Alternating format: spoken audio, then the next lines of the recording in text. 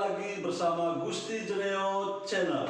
Pada kesempatan ini saya akan sharing materi terkait dengan perencanaan pajak sebagai bagian dari manajemen pajak. Penasaran dengan materinya? Yuk ikuti pembahasan berikut ini. Perencanaan pajak, tax planning sebagai bagian dari manajemen pajak, tax management.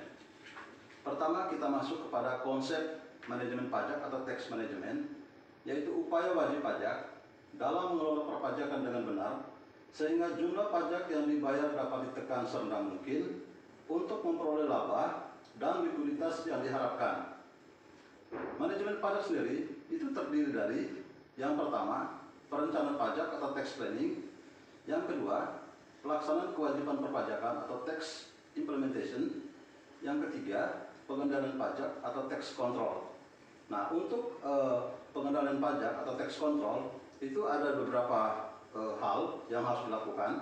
Yang pertama adalah penelaahan pajak atau tax review. Prosedur umum tax review PPh Badan itu meliputi review dasar pengakuan pendapatan dan biaya serta dasar penghitungan penghasilan kena pajak untuk wajib pajak orang pribadi. Review ketepatan penghitungan, keabsahan dari dokumen, ketepatan waktu penyetoran, serta pelaporan angsuran bulanan PPh pasal 25, review kredit pajak yang telah dipotong oleh pihak ketiga, review pencatatan atau pembukuan perusahaan. Tax review bisa dilakukan setiap bulan, semesteran, ataupun tahunan. Yang kedua adalah terkait dengan analisis tingkat kepatuhan perpajakan atau tax compliance. Tingkat kepatuhan perpajakan bisa diukur dari pembukuan atau pencatatan dengan benar, penghitungan pajak dengan benar, pembayaran pajak, dan melaporkan SPT secara tepat waktu, sehingga terhindar dari sanksi-sanksi perpajakan. Selanjutnya, yaitu terkait dengan rekonsiliasi pelaporan pajak, dalam hal ini dikaitkan dengan surat pemberitahuan. Rekonsiliasi adalah salah satu langkah wajib pajak untuk mencocokkan perbedaan antara laporan keuangan komersil yang penyusunannya didasarkan atas standar akuntansi keuangan dan laporan keuangan fiskal yang penyusunannya didasarkan atas undang-undang ketentuan umum dan tata cara perpajakan dan peraturan pelaksanaannya. Laporan keuangan dilampirkan pada saat penyampaian SPT. Selanjutnya adalah terkait dengan pemeriksaan pajak atau tax audit. Pemeriksaan pajak dilakukan secara rutin untuk memastikan bahwa staf penyusun laporan pajak menyusun laporannya sudah sesuai dengan ketentuan dan peraturan perundang-undangan perpajakan, baik dari segi dokumen yang disyaratkan maupun laporan keuangan sebagai dasar penentuan penghasilan kena pajak. Kita masuk ke materi berikutnya terkait dengan konsep strategis manajemen perpajakan, yaitu membuka kesadaran akan pentingnya manajemen perpajakan perusahaan. Yang kedua, membayar pajak sesuai dengan ketentuan yang berlaku. Yang ketiga, mencari peluang untuk efisiensi pajak secara legal. Yang keempat atau yang terakhir adalah menghindari pembayaran pajak atau denda yang tidak semestinya.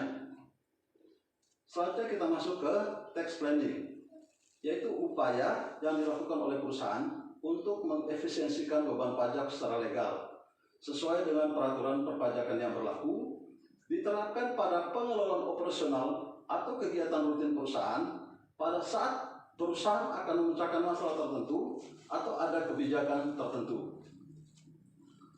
Strategi umum tax planning. Yang pertama adalah tax saving. Yang kedua, menghindari pelanggaran terhadap peraturan perpajakan yang berlaku. Yang ketiga, penundaan pembayaran kewajiban pajak.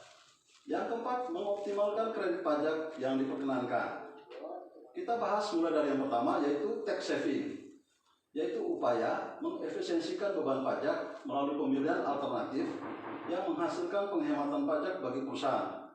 Misalnya, perusahaan dapat mempertimbangkan metode penyusutan atas akte tetap antara metode garis lurus dan metode saldo menurun. Dari kedua metode tersebut, mana metode yang menghasilkan penghematan pajak paling besar? Yang kedua, itu terkait dengan terhindar dari sanksi perpajakan. Di sini ada dua sanksi. Yang pertama sanksi administrasi berupa sanksi bunga, denda atau kenaikan. Yang dilakukan adalah pembayaran pajak dan pelaporan SPT secara tepat waktu.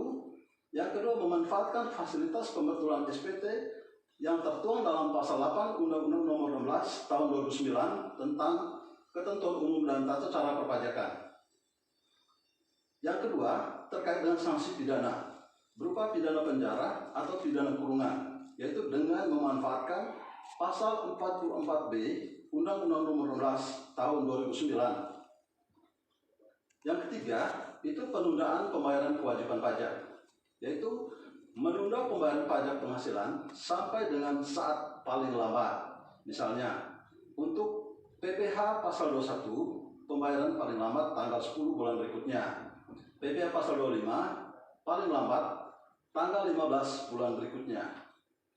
Yang keempat, itu mengoptimalkan kredit pajak yang diperkenankan, yaitu dengan memaksimalisasi kredit pajak pertambahan nilai untuk wajib pajak yang melakukan perolehan barang kena pajak atau jasa kena pajak dengan faktur pajak dan dokumen yang diperlakukan sama dengan faktur pajak standar. Misalnya, penerimaan negara bukan pajak yang dikeluarkan oleh Pertamina untuk penyerahan BBM dan atau bukan BBM.